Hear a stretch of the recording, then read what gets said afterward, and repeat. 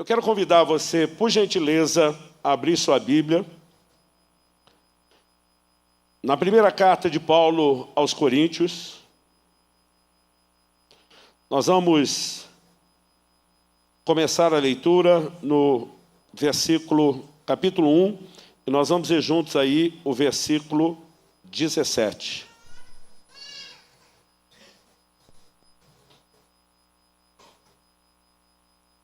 Primeira carta de Paulo a Timóteo,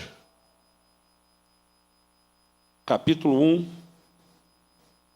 verso 17.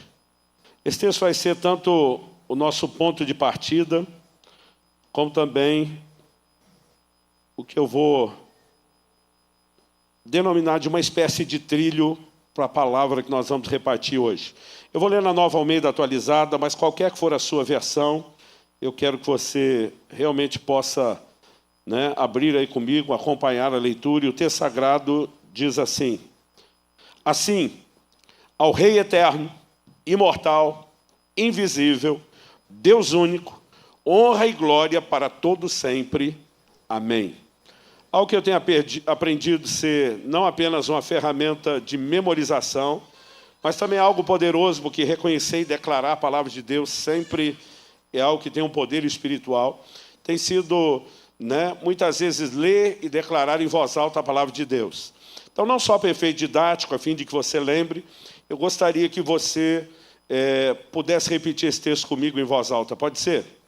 Mas já aumenta o volume antes da gente pedir para repetir de novo. Vamos lá, assim como se você tivesse jantado, tá bom? Diga comigo assim. Ao Rei eterno, imortal, invisível, Deus único, honra e glória para todo sempre.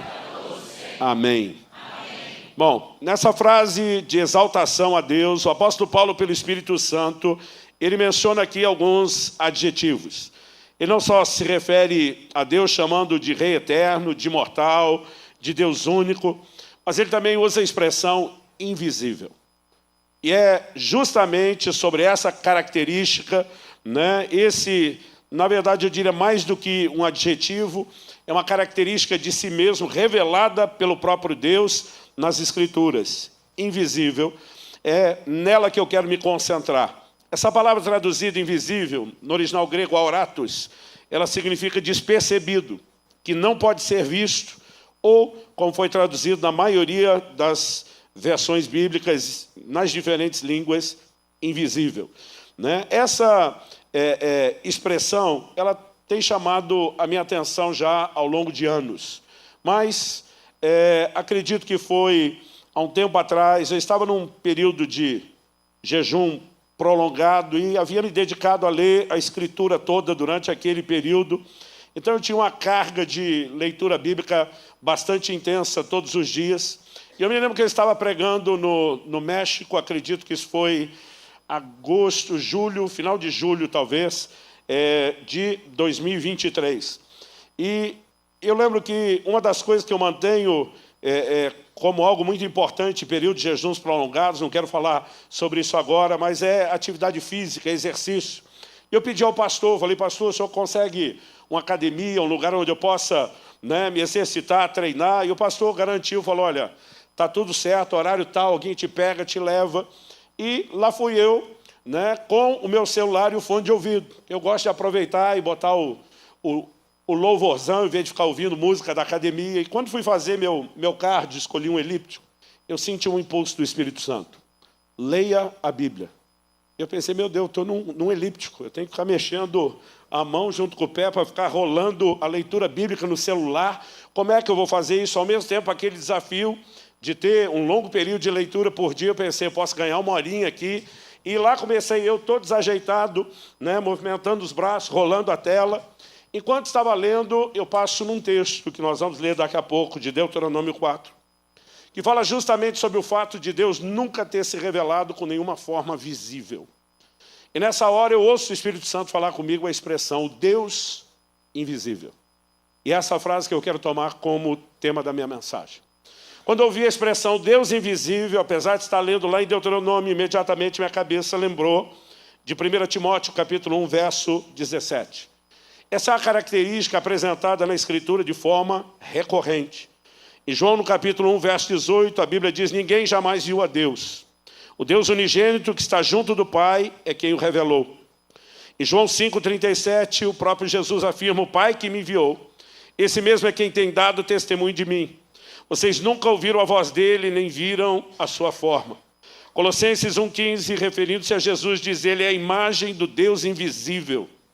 Em 1 Timóteo, a mesma epístola aqui, do texto que nós lemos, só que agora no final, capítulo 6, verso 16, o apóstolo Paulo diz: o único que possui imortalidade, que habita em luz inacessível, a quem ninguém jamais viu nem é capaz de ver, a ele honra e poder eterno.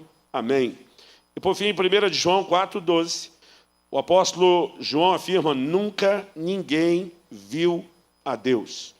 E quando você olha para essas afirmações recorrentes que vão sustentando a ideia do Deus invisível, você percebe que o propósito da Escritura nesse volume de afirmações não é apenas prover informação. Quando há repetição, o assunto já vai para a categoria de ênfase.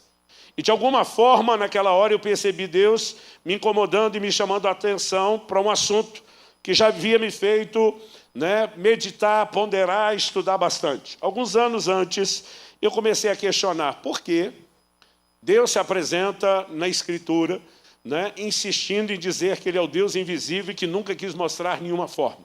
Isso não significa que Ele não tem uma forma a ser vista, mas que Ele decidiu não mostrá-la. Eu lembro que quando eu comecei aqueles questionamentos, por que isso?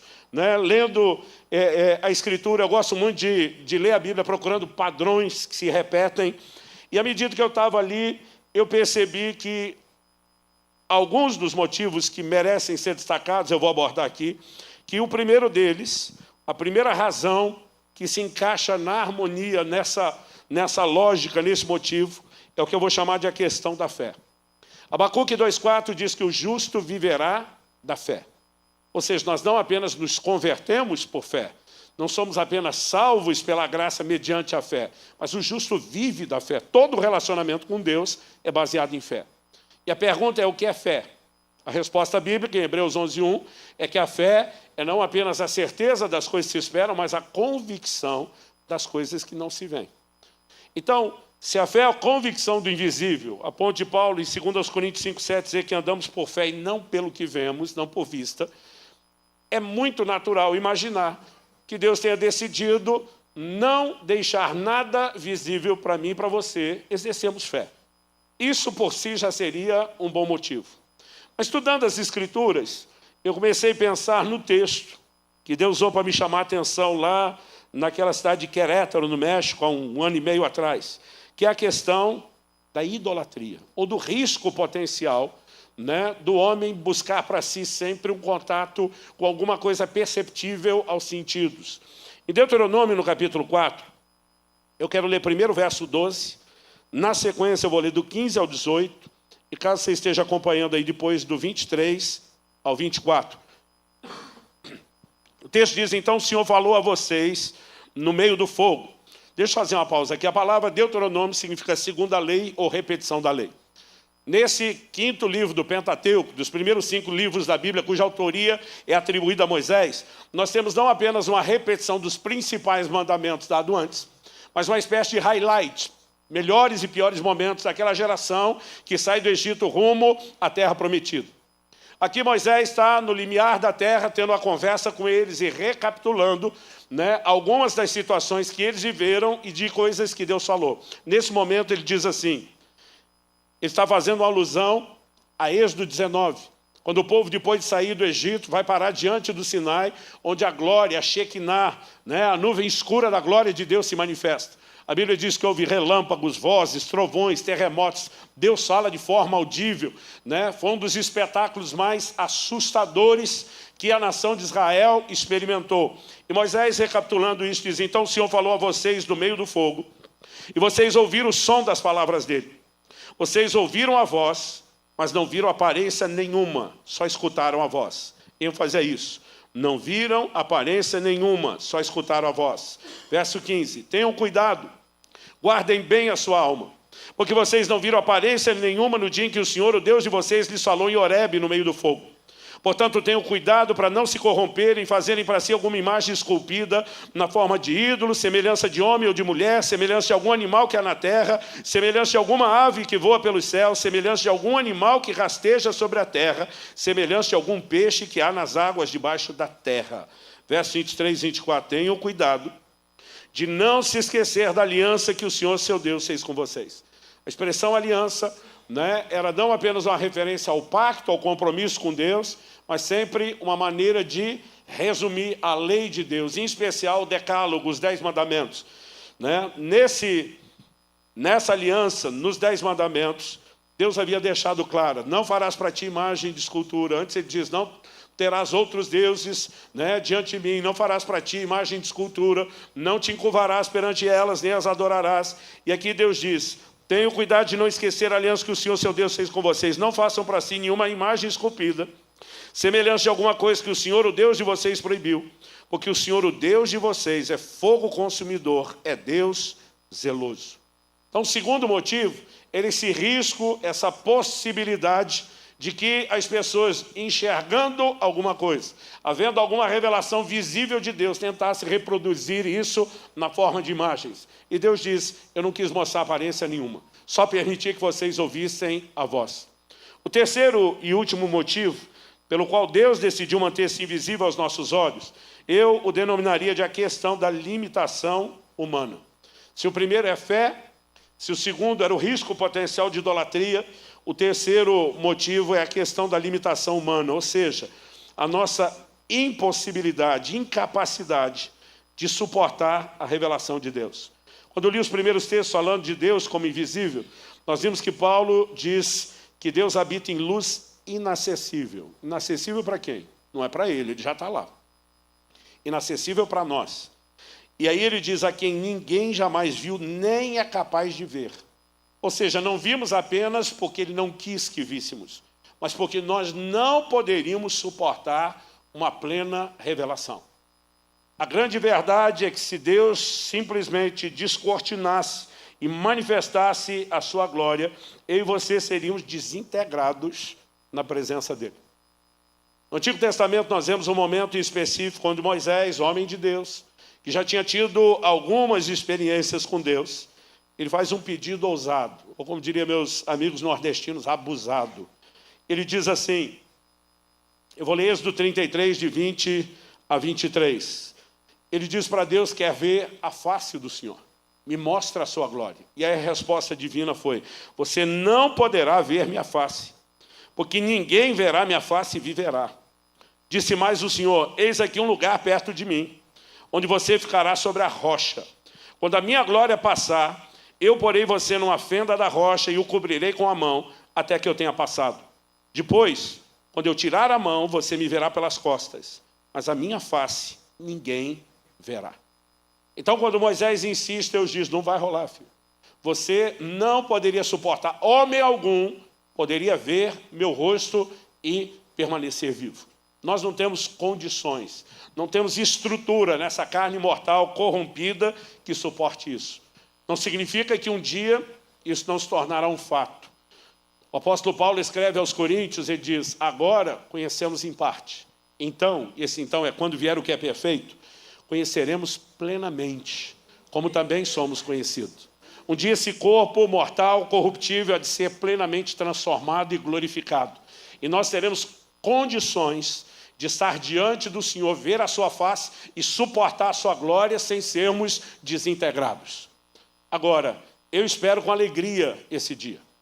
Não tenho nenhuma pressa de ver o rosto dele, porque eu não quero ser desintegrado antes de ter estrutura, mas me animo e me alegro com esperança e empolgação de que um dia nós o veremos face a face. E é quando você vê essa conversa de Deus com Moisés, que isso, na verdade, nos ajuda a entender o que eu classifico de uma aparente contradição. Digo aparente porque a Bíblia não se contradiz. Ela é perfeitamente harmônica na sua revelação. Eu aprendi com meu pai, que era um estudioso dedicado às Escrituras, desde garoto, eu ouvia dizer, diante de qualquer aparente contradição, o que você tem é apenas um desafio de interpretação, uma vez que as Escrituras não né, jamais se contradizem. E o que seria aparente contradição? Deus diz para Moisés, você não pode ver meu rosto, mas eu vou atender de maneira parcial o seu pedido. O Senhor diz, vou te botar na fenda da rocha, vou cobrir com a mão quando eu passar. E depois de eu passar, eu tiro a mão e deixo você dar uma espiadinha em mim pelas costas. Mas Deus diz, meu rosto você não verá. Então, eu insisto no que eu falei antes. Quando a Bíblia diz que nunca foi vista nenhuma aparência, né? Deus falando para aquela nação, para aquela geração que saiu do Egito, Deus não está negando ter uma aparência, mas Ele está dizendo, eu impedi vocês de enxergar algo. Agora, para Moisés, Ele está dizendo, você não vê meu rosto, mas me vê pelas costas. Basicamente, o que Deus está dizendo é, eu vou deixar você ver um pouco. Eu vou te dar uma dose que você consegue suportar e permanecer vivo. Isso, essas aparições, manifestações de Deus que nós temos no Antigo Testamento, chamamos na teologia teofanias, elas precisam ser entendidas, senão nós teremos uma contradição. Eu li vários textos no Novo Testamento dizendo que ninguém jamais viu a Deus. Mas quando você está lendo o Antigo Testamento, há inúmeros textos falando de pessoas que viram a Deus. Outro dia alguém falou, não tem nada de equivocado aqui. Eu falei, não. Ele falou, mas o Antigo Testamento diz que viram, o Novo diz que não viram. Eu falei, é porque tanto viram como não viram. Eu lembro de uma pessoa olhar e falar, o senhor está deixando a coisa mais confusa. Eu falei, não, vou repetir. Eles viram alguma coisa, mas não viram tudo que podia ser visto. Eles tiveram uma visão parcial, limitada, mas não viram a plenitude do que um dia será visto. E a razão pela qual Deus trouxe manifestações limitadas, e há vários textos que falam disso. Por exemplo, Êxodo 24, versos 9 e 10. Moisés, Arão, Nadab e Abiú, que eram os filhos de Arão, 70 dos anciãos de Israel subiram ao monte. Viram o Deus de Israel, sob cujos pés havia como que uma pavimentação de pedra de safira, que se parecia com o céu na sua claridade. Deus não estendeu a mão contra os escolhidos dos filhos de Israel. Eles viram Deus, comeram e beberam.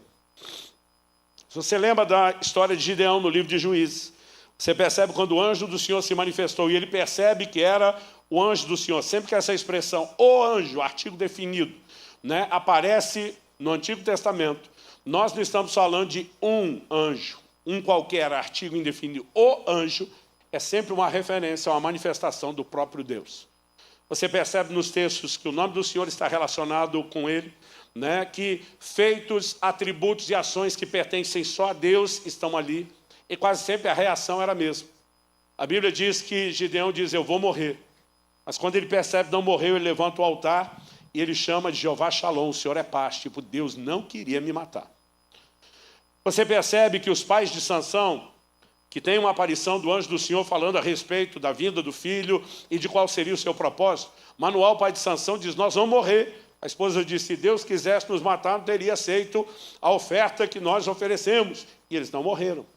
O próprio Isaías, capítulo 6, verso 1, diz, no ano em que morreu o rei Uzias, eu vi o Senhor, assentado no alto e sublime trono. Há várias menções de pessoas que viram a Deus. Mas esse texto de Êxodo 24, para mim, é algo que merece a minha e a sua atenção. A Bíblia diz, viram o Deus de Israel, sob cujos pés havia como que uma pavimentação de pedra de safira, que se parecia com o céu na sua claridade.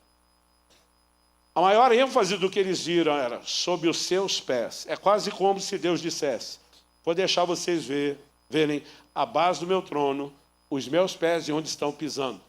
Mas eles não tiveram uma visão plena. O próprio Moisés já havia experimentado uma visão, uma revelação de Deus na sarça. Êxodo 3 e 4. E a Bíblia diz que ali o próprio Senhor fala com ele.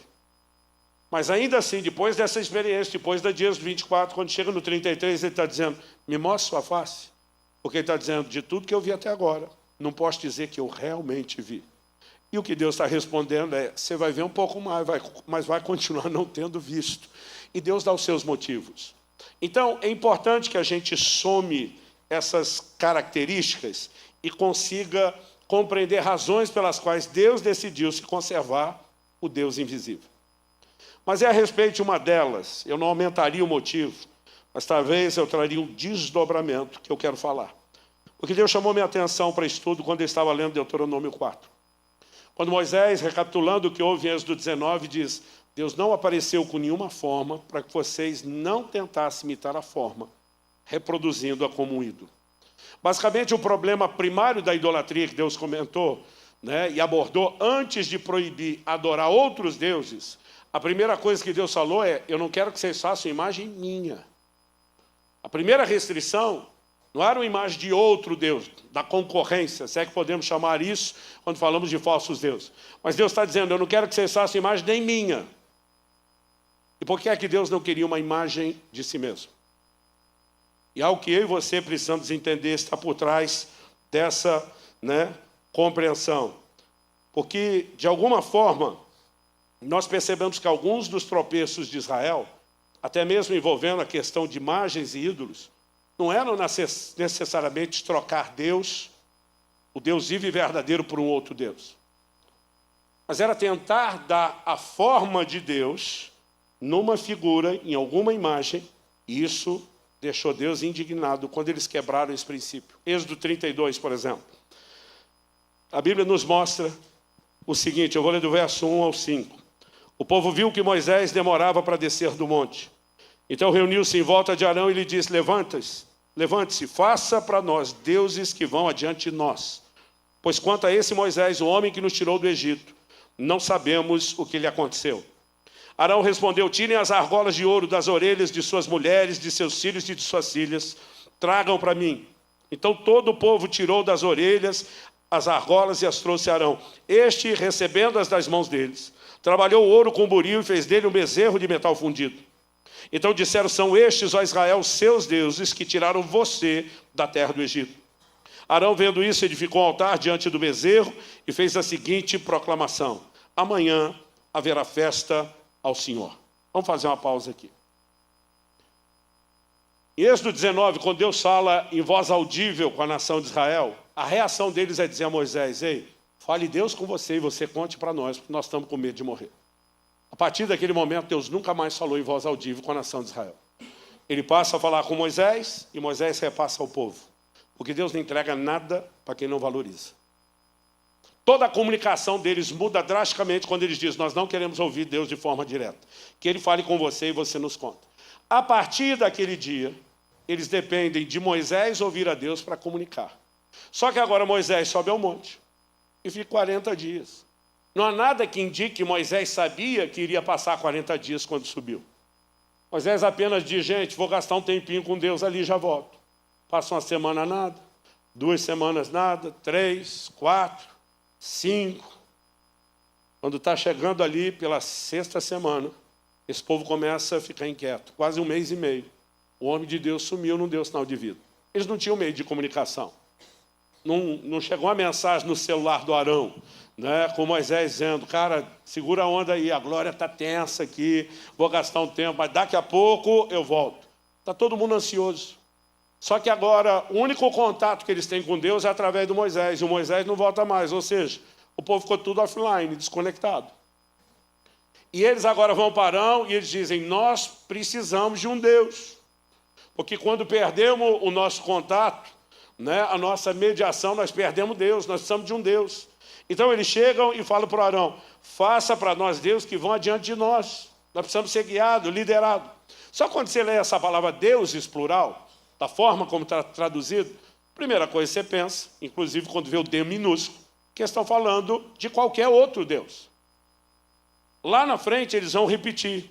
Quando o bezerro de ouro, de metal fundido é feito, a Bíblia diz: são esses, ó Israel, os seus deuses que tiraram você da terra do Egito. Eu, desde garoto, quando lia isso, ficava indignado. Primeiro por trocar Deus tão depressa.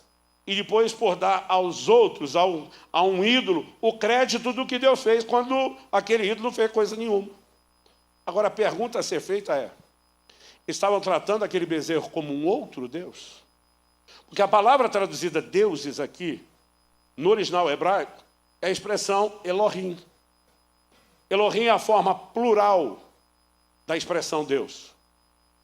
Por isso que quando ela não está sendo usada em referência ao Deus vivo e verdadeiro, ela vai sempre aparecer no plural. Agora, nós sabemos do mistério bíblico da Trindade, que um único Deus se revela em três distintas pessoas. Essa é a razão pela qual sempre nós vemos a expressão plural, né, conjugada a Deus, inclusive nas orações que se faziam antigamente. As pessoas se dirigiam a Deus, né, pela expressão vós. E eu e você precisamos compreender que esse nome que aparece aqui, algumas vezes na Bíblia, ele realmente está falando de falsos deuses. Mas há todo um contexto que determina. Aqui não há absolutamente nada que leve a essa conclusão, a não ser quando você diz, não, está falando de um outro ídolo. Mas a pergunta, eles estavam tratando como outro? Porque no verso 5, a Bíblia diz que Arão edificou um altar diante do bezerro e fez a seguinte proclamação: amanhã haverá festa ao Senhor. Algumas traduções apresentam, a maioria delas, a palavra Senhor em letras maiúsculas. Por quê? Isso é uma referência, e muitas delas traduziram, amanhã haverá festa a Jeová. Porque a expressão traduzida Senhor, quando aparece em caixa alta na Bíblia, é sempre um indicativo de que o que está sendo usado ali no hebraico é o que nós chamamos do tetragrama sagrado. O nome impronunciável de Deus, santo. Por que impronunciável? Porque era composto de 4 consoantes, não tinha vogais. Então, não havia como pronunciar o nome. Até hoje, nós imaginamos possíveis vogais para tentar dar um fonema. Então, alguns usam o termo Jeová, Yavé, né? Alguns apenas a contração Já, porque são tentativas de falar ou de pronunciar um nome que é impronunciável. Agora, essa expressão, traduzida Jeová, ela não se aplica a absolutamente ninguém que não seja o próprio Deus. Ou seja, ele estava olhando para o bezerro e dizendo, esse é Deus. Na cabeça deles não estamos trocando, apenas demos uma forma ao Deus invisível com o qual nós perdemos contato. Mas a Bíblia diz que a ira de Deus se acendeu. Por quê? Porque o tempo todo Deus estava dizendo, não me limitem a uma imagem de escultura. Eu sou maior do que qualquer definição que vocês possam estabelecer. Embora eu esteja apresentando como tema da mensagem hoje o Deus invisível, se houvesse um tema alternativo seria não limite a Deus. Deus não tem nenhum problema com ego. Deus não tem nenhum problema em dizer, vocês não me diminuam, porque senão eu vou ter uma crise de identidade. Quer você acredite, quer não, quer você reconheça, quer não, ele segue sendo o Deus perfeito. Um ser tão completo e absoluto em si mesmo, que o apóstolo Paulo, quando está pregando em Atenas, o maior palco da filosofia do mundo dos seus dias, diz, Deus não é servido por mãos humanas como se necessitasse de coisa alguma. Ele não precisa da minha e da sua adoração, ele não precisa da minha e da sua fé, ele não precisa do nosso reconhecimento, quer você reconheça, quer não, ele segue sendo Deus perfeito, completo e absoluto. Então, Deus não está ressentido por uma falta de conhecimento, mas quando ele está protestando, não me diminua, não me limitem a algo menor, é porque ele sabe que quando eu e você limitamos no nosso conceito quem ele é, nós estamos impedindo ele de se manifestar de uma maneira mais intensa, poderosa e profunda nas nossas vidas. E foi a partir desse dia que eu levei um choque, porque de repente eu paro para pensar e digo, peraí, eu sempre achei que o problema da idolatria era apenas trocá-lo por outros deuses, falsos deuses. Mas Deus está dizendo, eu não quero que faça imagem nem minha, porque qualquer coisa que vocês possam tentar fazer, qualquer imagem que eu revele a vocês de maneira que vocês possam suportar, jamais expressariam a grandeza de quem eu sou. E foi a partir desse momento, já que eu ia ler a Bíblia toda num período de 1 mês e pouquinho, e nessa altura, lá em Querétaro, no México, eu estava em Deuteronômio 4, o que eu fiz? Foi fazer uma releitura de pressa, por onde eu já tinha passado, estava fresco na memória. E dali para frente, observar versículo por versículo, tudo o que a Bíblia fala, Deus protestando, para que nós não venhamos diminuir quem Ele é. E honestamente, até aquele dia eu nunca tinha percebido a abundância de textos que enfatizam exatamente as mesmas verdades. E me permita mencionar rapidamente apenas alguns deles. Isaías capítulo 40. Esse é um texto um pouquinho maior do que aquilo que nós costumamos ler no meio de uma pregação, mas eu quero ler o texto todo. Isaías capítulo 40. Eu vou começar no verso 12 e vou até o 26. O texto sagrado diz assim, quem na concha da sua mão mediu as águas e tomou a medida dos céus a palmos. Deixa eu fazer uma pausa. Quando você observa a literatura antiga, 2 dos conceitos usados para expressar a noção de grandeza. Um era os céus, sua imensidão. O outro era o oceano.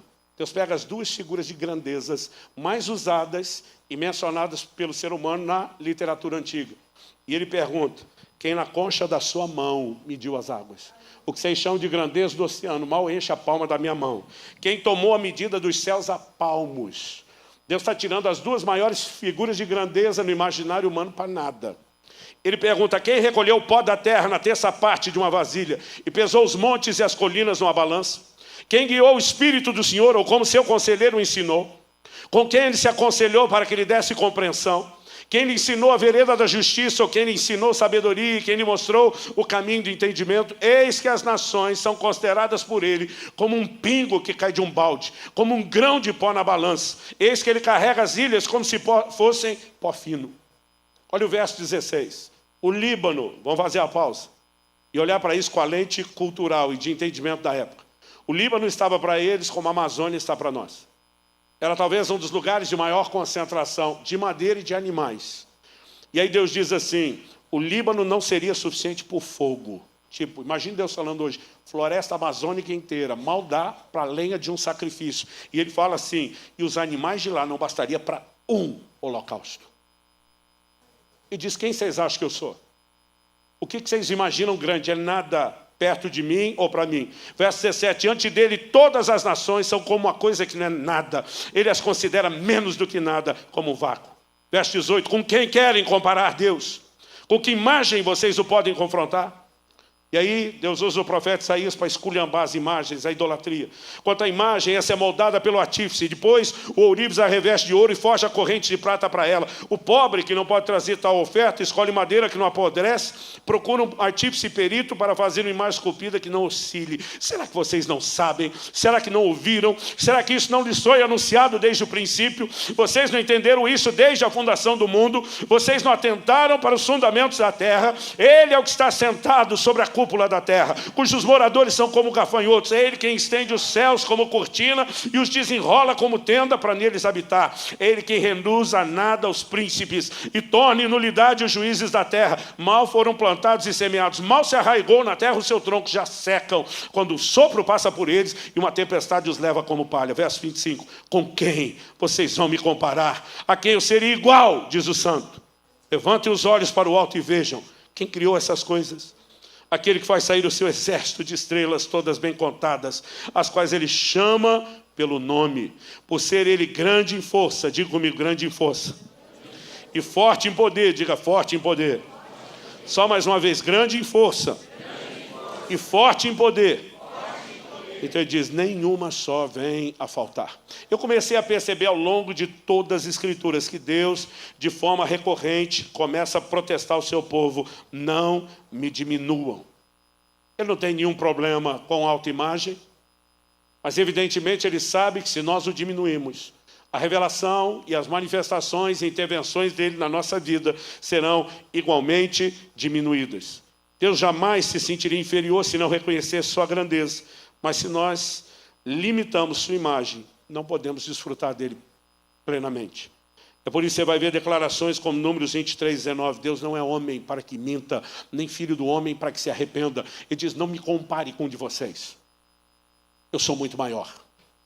Eu não ajo como vocês. Em Romanos, no capítulo 1, nos versos 20, no capítulo 4, nos versos 20 e 21. A Bíblia, se referindo a Abraão, diz, não duvidou por incredulidade da promessa de Deus, mas pela fé se fortaleceu, dando glória a Deus, estando plenamente convicto de que Deus era poderoso para cumprir o que havia prometido. Homens e mulheres que ao longo da história têm experimentado algo poderoso da parte de Deus. Não eram apenas pessoas que criam, eram pessoas que criam no que Deus pode fazer, na capacidade de sustentar a sua palavra. Em Lucas, no capítulo 1, no verso 37, o anjo Gabriel, na aparição da anunciação, diz, porque para Deus não haverá impossíveis em todas as suas promessas. Jesus, ensinando seus discípulos, diz em Marcos 10, 27, para os seres humanos é impossível, contudo não para Deus, porque para Deus tudo é possível. O tempo todo Deus está chamando o homem, amplie os seus horizontes, aumente a sua perspectiva de possibilidade. Não há nada que limite a Deus, não há nada que Ele não possa fazer. Creia na sua grandeza, creia no seu poder, creia removendo limites. Mas quando eu e você Falamos de idolatria. A primeira coisa que a gente pode imaginar é, não, a gente jamais faria isso. Criar uma imagem, atribuir algo, né, como conceito de Deus a ela. Evidentemente, com todo o entendimento e revelação que temos do Senhor Jesus, da Escritura, a gente não faria isso de forma literal. Mas a minha pergunta a você é outra. Será que na minha e na sua mente, nós não temos criado uma imaginação de quem Deus é, que o limita? Uma imagem interior definida pelo que pensamos ou pelo que cremos, que diminui quem Deus é e que o impede de manifestar a grandeza na minha e na sua vida. O rompimento espiritual, seja no nível pessoal ou ministerial, está ligado ao conhecimento de Deus. Nós ouvimos aqui o texto de Daniel 11:32. O povo que conhece seu Deus será forte e fará proezas. O conhecimento de Deus afeta quem você é, sua identidade, e afeta aquilo que você faz, sua produtividade. Se eu e você temos um conhecimento claro, profundo, ampliado de Deus, evidentemente que o nosso entendimento e percepção de identidade é fortalecido, nosso poder de realização é fortalecido. Mas a pergunta é, se o limitamos a ponto de não conhecê-lo, o que é que nós estamos fazendo? Nós estamos limitando Deus. Quando você olha para as Escrituras, você percebe que o que fazemos para Deus sempre será proporcional à percepção da sua grandeza. Salomão, responsável por edificar o templo mais suntuoso, maior, que nós temos não apenas na Bíblia, mas não há relatos de templos na história com a suntuosidade do que Salomão fez. Ele diz, segundo Crônicas 2, versos 5 e 6, se referindo ao projeto, ele diz, o templo que edificarei será grande, porque o nosso Deus é maior do que todos os deuses. Aí na sequência vem a pergunta, no entanto, quem seria capaz de lhe edificar um templo, visto que os céus e até os céus dos céus não podem conter? E quem sou eu para lhe edificar um templo, a não ser para queimar incenso diante dele? Salomão está dizendo, nós faremos a maior casa jamais vista para Deus na terra. Por quê? Porque ele é maior do que os outros. Mas essa casa só será considerada grande comparada com a casa menor dos outros. Porque ele pergunta, que casa pode conter um Deus que nem os céus dos céus podem conter? Salomão está fazendo um projeto extraordinário, mas diz, gente, essa casinha é nada para um ser infinito, para um Deus que não cabe nela. Ele diz, eu já saquei, entendi. O único propósito dessa casa é só um lugar onde eu e você possamos acessar para queimar incenso, para orar a Ele, para adorá-lo, mas não pode contê-lo. Ele é maior do que qualquer coisa que eu e você possamos conceber, mesmo no ambiente de oração e adoração. Deus é maior. E quando eu começo a olhar para as Escrituras, desde exaltações de louvor, Salmo 145, 3, grande é o Senhor, e muito digno de ser louvado, sua grandeza é insondável, é imensurável. Ele está dizendo, Deus é tão grande, mas tão grande, que não dá para medir ou explicar. Um amigo meu um dia me relatou, falou, estava pregando numa igreja, e tinha um senhorzinho animado, mas ele gritava várias vezes a mesma frase enquanto eu pregava, mas não era aquele padrão do glória a Deus, aleluia, nem a diversificação do meio pentecostal, fala a Deus. Ele falou que volta e meia, esse camarada dava um grito no meio da mensagem e dizia, eita Deus grandão! Ele falou, rapaz, aquele negócio foi mexendo comigo. Porque de alguma forma, cada vez que ele gritava aquilo, eu pensava, Deus é maior do que nós mensuramos. Deus é maior do que nós temos entendido. Isaías 46, de 5 a 10, ele pergunta, com quem vocês vão me comparar? A quem seria eu igual? E que coisa semelhante confrontarão comigo? Mas adiante Deus diz, lembre-se das coisas passadas, das coisas da antiguidade, que eu sou Deus e não há outro, que eu sou Deus, não há outro semelhante a mim. Desde o princípio anuncio o que há de acontecer e desde a antiguidade revelo as coisas que ainda não sucederam. Eu digo, meu conselho permanecerá em pé e farei toda a minha vontade. E à medida que eu ia lendo até Apocalipse, essas chamadas de atenção de Deus dizendo, não me limitem, eu sou maior, eu sou maior. Eu comecei a me questionar, será que eu não tenho feito alguma imagem dele no meu coração, na minha forma de pensar, que o diminui? Não estou dizendo uma imagem que não lhe dê nenhum poder, mas que o restrinja somente ao nível, ao ambiente da experiência que eu tive. Moisés foi um dos camaradas que mais viu a manifestação do poder de Deus. O livro de Deuteronômio encerra, falando de Moisés, algo impressionante. Se você olhar o último capítulo de Deuteronômio, que é o 34, e observar o que a Bíblia diz nos versos 10 a 12, os 3 últimos. Nunca mais se levantou em Israel um profeta como Moisés, com quem o Senhor tratava face a face. Nunca houve ninguém que fizesse todos os sinais e maravilhas que, por ordem do Senhor, ele fez na terra do Egito a Faraó e a todos os seus oficiais e a toda a terra. Nunca houve quem tivesse tanto poder e fizesse os grandes e terríveis feitos que Moisés realizou à vista de todo Israel. Moisés era o cara. Alguém que anunciou a vinda do Messias nesses termos. Deus há de levantar varões e irmãos, um profeta semelhante a mim. Vai ser do meu nível. Agora, esse cara aqui mais viu milagre do que qualquer outro, a não ser do profeta que o sucederia, nosso Senhor Jesus. Há um momento onde o próprio Moisés, ele passa a limitar Deus, a dimensão da experiência que teve, mas não está enxergando a grandeza de quem Deus realmente é. Em Números, no capítulo 11, o povo começa a murmurar do maná. E diz, nossa alma tem fastio desse pão vil. É maná todo dia, maná, maná, maná, não aguentamos mais maná, nós queremos é carne. E quando esse povo começa a murmurar, Moisés fica indignado e Deus mais ainda. E o Senhor diz, pois eles querem carne, eu vou dar carne e eles vão comer até sair pelas narinas. Deus diz, vão comer carne um mês inteiro, até não aguentar mais ver carne pela frente. Quando Deus fala isso, Moisés vai dar uma aula de logística em Deus, para Deus. Números 11, de 21 a 23. Moisés, porém, respondeu, esse povo no meio do qual estou é de 600 mil homens de pé. Isso, a Bíblia diz, só os de 20 anos de idade para cima, alistados no exército que puxavam da espada. Se você der para cada um deles uma mulher só, que para a época era média generosa, 3 filhos, que é média de hoje, só Jacó teve 13, 12 homens e Diná, uma mulher. Então, se você der para cada um deles uma esposa e 3 filhos, então cada marido com uma esposa e 3 filhos, você multiplica 600 mil por 5. O número já foi a 3 milhões de pessoas. Outro dia, uma pessoa falou para mim, uma senhora, pastor, eu estou meio chateada. Eu perguntei por quê. Ela falou, porque a Bíblia não considera as mulheres. Quase sempre só conta os homens. Já percebeu isso? Eu falei, percebi, mas só percebeu o contexto? E ela falou, não. Eu falei, quase sempre que a Bíblia só conta os homens, não mulheres e crianças, o assunto é comida. A multiplicação de pães. 5 mil homens, fora mulheres e crianças. Depois 4 mil homens, fora mulheres e crianças. Porque onde come homem, meu amigo? Mulher e criança entra na conta e não falta nada. Porque quando você calcula a conta por cabeça masculina, pensa nas máquinas de comer. Moisés está nem preocupado com mulheres e crianças. Ele diz para Deus, 600 mil homens. Alguém que já fez churrasco grande aqui, consegue imaginar o pesadelo logístico, que seria fazer um churrasco só para 600 homens.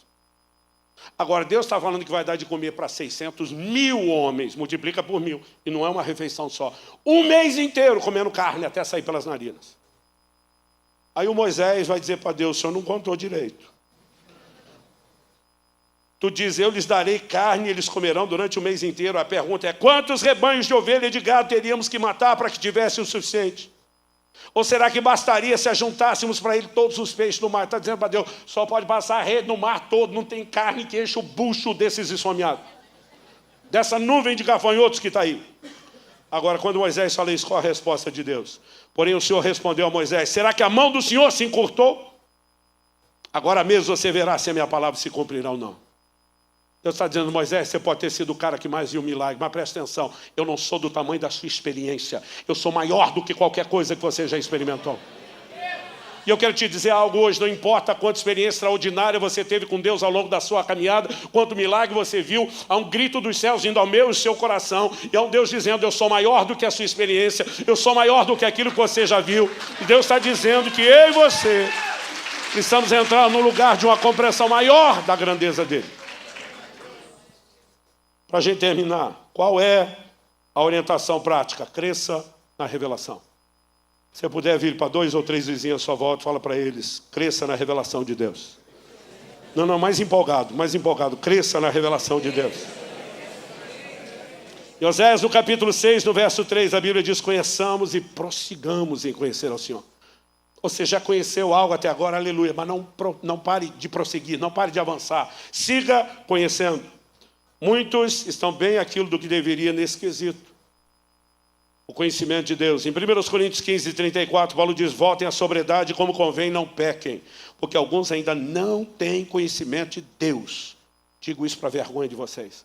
Paulo não está dizendo que era conhecimento zero. Eram crentes, estão na igreja. Mas ele diz: por mais que não esteja zero, o conhecimento de vocês está pulambinha demais. É muito pouco. E diz: voltem à sobriedade, não pequem, porque deixar de avançar no conhecimento de Deus é tratado dessa forma.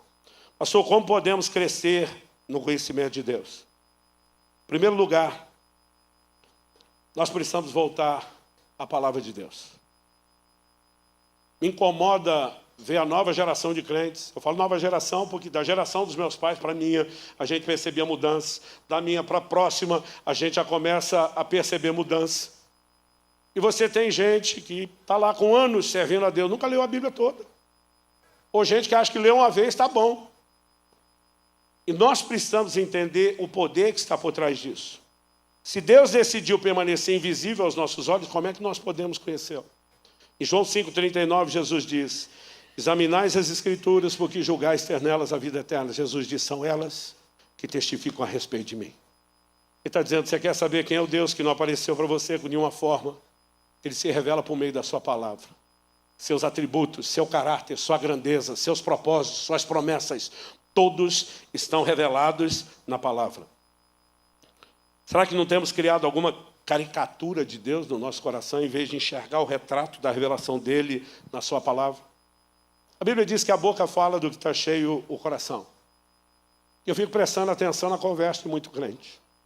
Em dezembro agora do ano passado, eu completei 31 anos de pastorado. Eu não sei te dizer quantas horas de atendimento pastoral eu já tive na vida, porque a gente não conta a hora de atendimento como piloto conta de voo.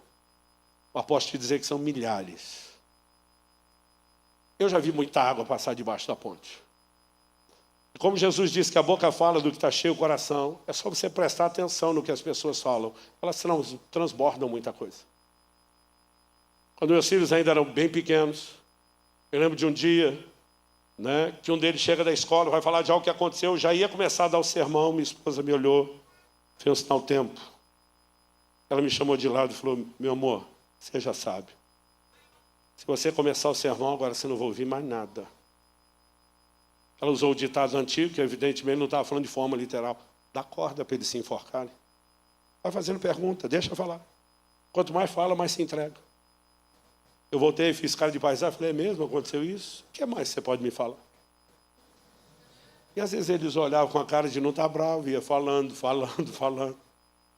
Quando esgotava o assunto, dizia: agora nós vamos conversar. Isso aí se mostrou algo tão efetivo na criação dos meus filhos, que eu levei para o gabinete pastoral. Alguém chegava e dizia: eu fiz isso. Me fale mais sobre isso. Só com cara de paisagem. E as pessoas começam a transbordar na sua fala a ignorância, a pobreza de conhecimento de Deus que carrega. Normalmente as pessoas não percebem, mas suas queixas, as dores, elas transbordam convicções. E muitas vezes são distorções das declarações bíblicas. É gente que desabafa e diz: Deus não foi justo comigo. Eu digo: como é que é? Hebreus 6,10 neles. Deus não é injusto, não há a menor chance de Deus não ser justo com você. Mas as pessoas têm um filtro a respeito de Deus que é emocional e não fundamentado na revelação de Deus nas Escrituras.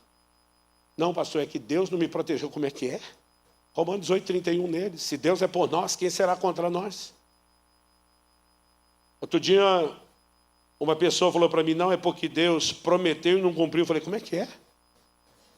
Hebreus 6,18 neles. É impossível que Deus minta. 1 Samuel 15,29 neles. A glória de Israel não mente.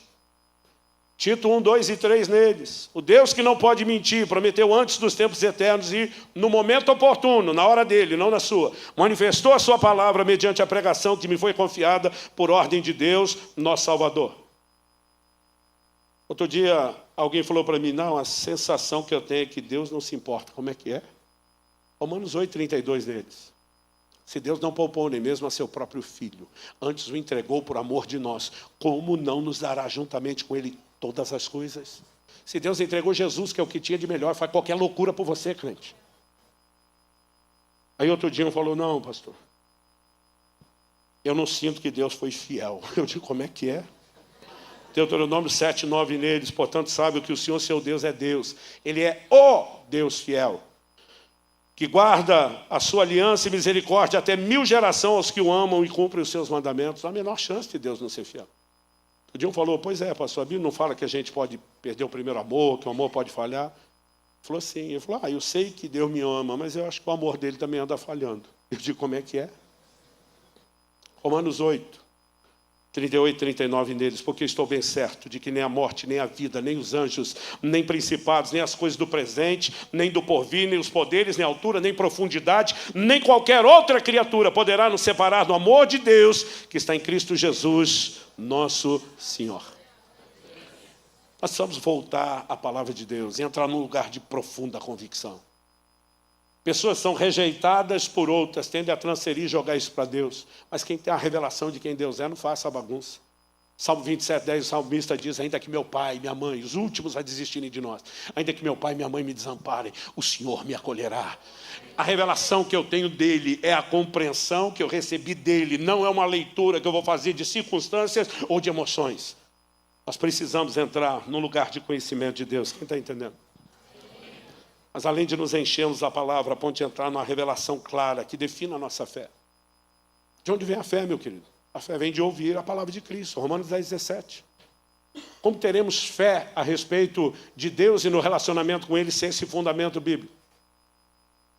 Agora, o que tem por aí é crente raquítico espiritualmente. Falta vitamina B, Bíblia. Mas eu tenho descoberto que, por mais que você se enche da palavra, outro ingrediente poderoso é a sua vida de oração. Por meio do profeta Jeremias, o Senhor faz a seguinte declaração: invoca-me que te responderei. Jeremias 33:3. Mas ele não parou aí. Tem muito crente que define a vida de oração só nessa primeira frase. Eu invoco, ele responde. Eu clamo, ele atende. Mas Deus diz, invoca-me que te responderei. Aí ele continua. Anunciar-te-ei coisas grandes e ocultas que tu não sabes. Eu tive uma experiência extraordinária naquele jejum que entrou até agosto de 2023, estudando a Bíblia, focando nos textos que falam da grandeza de Deus, Deus chamando isso. Esse negócio foi, fermentando a minha fé. Mas à medida que eu orava ao longo daquele mês, parece que no período de oração e não na hora da leitura bíblica, é que a leitura bíblica ia fazer o efeito. As pessoas me perguntam, pastor, como é que o senhor recebe de Deus suas mensagens? Quando está lendo a Bíblia, eu digo raramente. Sempre é baseado naquilo que eu li na Bíblia, mas raramente é na hora que eu estou lendo. Quase sempre é quando eu estou orando. Porque oração é parte de um ambiente de revelação. E durante aquele período de oração, eu lembro que eu acordo na madrugada do 39º dia, de um período de 40 dias de jejum. Acordo de madrugada, com vontade de ir ao banheiro, já arrependi de ter tomado tanta água tarde da noite, tinha treinado muito tarde, antes de dormir. Eu lembro que antes de dormir pensei, esses 3 ou 4 litros de água vão cobrar conta. E acordei no meio da noite, o que eu não queria, porque o sono de quem faz jejum prolongado sabe que o sono dos últimos dias, da última semana, a gente brinca que ele é quase sobrenatural. Principalmente quem se exercita. Eu tenho uma queima calórica de 3.500 a 4.500 calorias até o 40º dia de jejum. Eu já fiz isso várias vezes. Então, parece que o corpo entra numa briga para tentar preservar, recuperar energia. E o sono é absurdo, é bom demais. Eu brinco que é quase sobrenatural. E a hora que eu acordei, minha primeira preocupação é tomara que levantar e ir até o banheiro não atrapalhe meu sono, porque está maravilhoso isso aqui. Então, eu fui ao banheiro. Já estava com 50 anos de idade e nunca tive essa preocupação na minha vida até aquele dia. Na hora de eu voltar para a cama, eu não estou mais preocupado se vai atrapalhar ou não meu sono, porque eu estava tão atordoado de sono, parecia um zumbi. A minha preocupação agora, e eu nunca tive isso antes, será que existe algum perigo de eu dormir de pé enquanto eu ando de volta para a cama? Eu estava com medo de dormir e cair, porque assim, eu estava atordoado. E eu lembro que eu logo cheguei na cama, me joguei na cama, a hora que encostei a cabeça no travesseiro, pensei, aleluia, 3 segundos eu volto a dormir. E por que eu estou destacando que pensei tudo isso? Porque bem a hora que eu encosto e penso, aleluia, eu vou dormir, não vai atrapalhar meu sono, algo passa dentro de mim. Por que você não ora um pouco? Eu pensei, eu não quero orar. Eu quero dormir. Então, por eliminatório, isso não é de mim, não é autossugestão. Agora, se não é de mim, porque eu quero dormir e não orar, e outro dia um fariseu ainda falou, misericórdia. Eu falei, misericórdia, tu 40 dias jejuando, orando o dia inteiro, eu não posso dormir à noite? Aí, eu penso, não é de mim, isso deve ser externo, deve ser do plano espiritual. E aí eu continuei a eliminatória, não sou eu do plano espiritual, certeza que não é o diabo.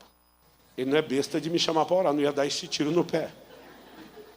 E aí, por eliminatória, eu penso, não sou eu nem o diabo, será que é Deus? Porque não tinha nada de espetacular até então. Parecia só um sentimento, um pensamento. Aí eu penso, se não for, e eu não continuar esse sono bom, eu dizer, mas se for. Minha cabeça fica, e se não for? Eu falo, se não for, eu vou perder um deleite inferior. Mas se for e eu não atender, eu posso estar perdendo um deleite superior. Quer saber um pelo outro? E se lasca o deleite inferior, vamos orar. Só que eu estou tão atordoado de sono, eu não sei quem que já frequentou muito ambiente de vigília, mas eu já dei muita risada. Tinha hora que eu dizia para Deus, me perdoe, mas não dá para orar com os crentes que oram dormindo do seu lado, eles falam muita bobagem. Eu lembro de um do meu lado um dia, mas do ladinho, aquele joelho dobrado, lado a lado na vigília. Ele, oh meu Deus, que o Senhor te abençoe. E eu, hã? Falei, ele assustou, olhou para mim, ele, o quê? Eu pensei, está dormindo. Ele não sabe o que falou, não sabe o que eu estou perguntando, não sabe onde está. E tinha hora que eu começava a rir, eu dizia para Deus, não dá para orar com esses crentes do lado. Mas eu estava nesse perigo. E a dor do ar de sono, eu já comecei, a primeira frase que eu falei, eu já me arrependi. Aí eu pensei, vou orar, deitadinho ali mesmo. Eu falo, Senhor, quero te agradecer por mais um jejum que está terminando. Eu mesmo penso, o que você está falando? Você está agradecendo aleluia, que o Senhor te sustentou até aqui, ou aleluia vai terminar? Porque se aleluia vai terminar, parece que você está querendo sair do castigo. E eu fiquei com vergonha já de ter falado desse jeito. Mas porque lembrei do jejum, minha cabeça, que ainda está meio atordoada de sono e não consegue ir num caminho só, ela lembrou de algo. Minha esposa e meus 2 filhos tinham decidido me acompanhar nos 40 dias de jejum.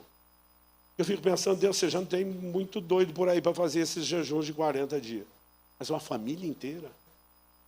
Marido, mulher, os filhos, todo mundo. Eu falei, isso é histórico. E aquilo me emocionou.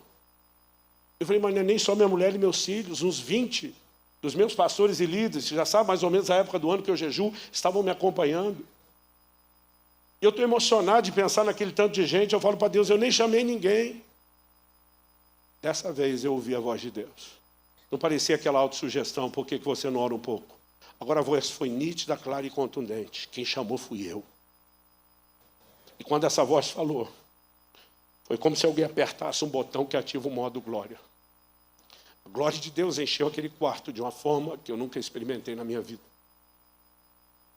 No dia seguinte eu vou conversar com a minha esposa e falo para ela, você sabe que eu te amo como nenhuma outra pessoa nessa terra. Ela, aleluia. Eu falei, mas você sabe que você sempre perdeu para Jesus. Ela, aleluia.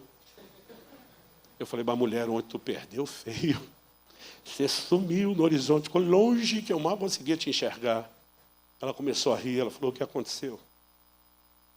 Eu falei, Deus entrou no quarto. Eu fui contar, ela disse, para. Chama Israel. Meu filho estava morando na frente de casa na época. Ela disse, ele tem que ouvir isso. Eu liguei e falei, filho, você pode vir aqui um pouco? Ele falou, posso. Quando eu comecei a história, ele falou, o que foi? Eu comecei a contar para sua mãe, ela quis te incluir. Eu falei, Deus entrou no quarto ontem. E falou sobre o jejum da família. Meu filho falou, para. A Alice também está jejuando com a gente. Liga para ela. Ela estava morando em outra cidade, depois do casamento.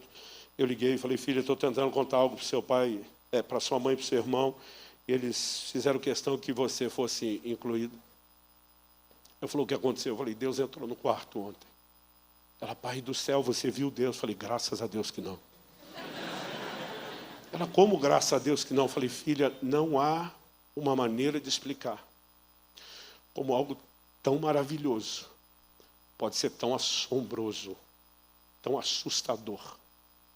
Não é um medo ruim, mas a percepção da grandeza dele era algo tão assustador. Eu falei, filha, a primeira coisa que eu fiz foi fechar meus olhos. Ele falou, pai, meu quarto estava escuro. Eu falei, mas ele é luz? Eu falei, eu não só fechei os olhos, eu cobri os meus olhos com as mãos, com medo de alguma forma ainda enxergar algo, e o mais rápido que pude. Eu me joguei com a cara no chão, ainda cobrindo os meus olhos com as mãos, temeroso de ver algo que eu não pudesse suportar. Eu nunca tive uma percepção da grandeza de Deus como naquele dia. A glória de Deus impregnava aquilo de uma maneira que não dá para explicar. Aquela glória atravessava meu corpo como fosse a matéria, como fosse peneira, enchia a parede, chão, não dá para explicar. Uma percepçãozinha que ele me deu da grandeza dele. Pela primeira vez, aquela consciência do que Salomão está dizendo, nem os céus dos céus podem te conter. Aquela percepção de ele é muito maior do que eu jamais percebi.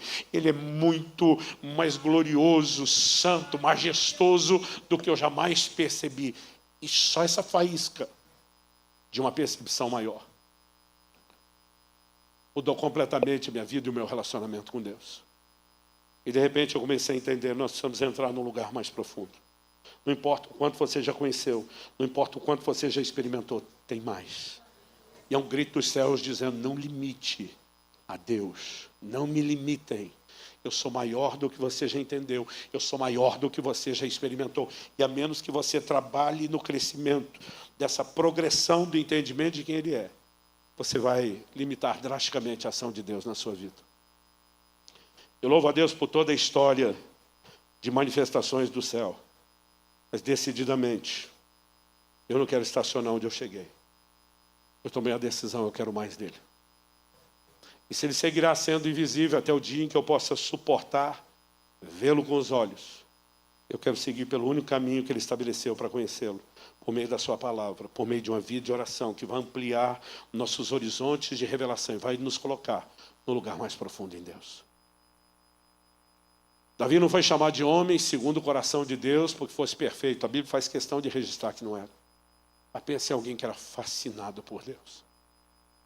No Salmo 27:4 ele diz, uma coisa pedi ao Senhor e a buscarei, que eu possa habitar no seu santuário todos os dias da minha vida. Por que, Davi? Porque isso é de um milagre, de uma bênção, uma intervenção? Não. Para que eu possa contemplar a sua formosura. Ele está dizendo, eu quero ficar babando nos seus atributos. Eu quero conhecer no entendimento de quem Ele é. Ele diz, eu vou inquirir. A palavra inquirir significa pesquisar, meditar. Significa examinar profundamente. Eu vou inquirir no seu santo templo. Eu quero indagar. Eu quero crescer no entendimento, no conhecimento de quem Ele é. Que de alguma forma a gente possa permitir. E esse é o desafio que eu sinto de Deus te trazer no início desse ano. Que esse ano seja marcado por uma forte determinação. Crescer no conhecimento de Deus. Não um conhecimento de assentimento mental que apenas sabe algo que foi falado sobre ele, mas que te leva a um lugar de profunda experiência. Em nome de Jesus.